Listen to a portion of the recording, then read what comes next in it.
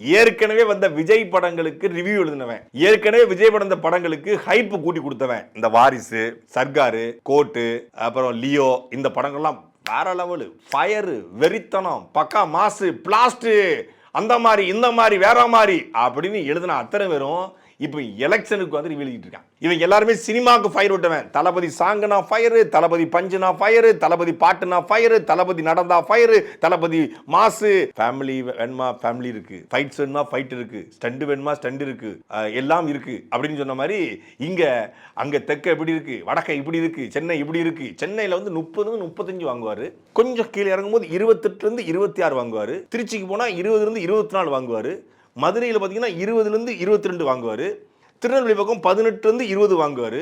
ஏன்னா தியேட்டரில் கணக்கு எடுக்கீங்களாடா.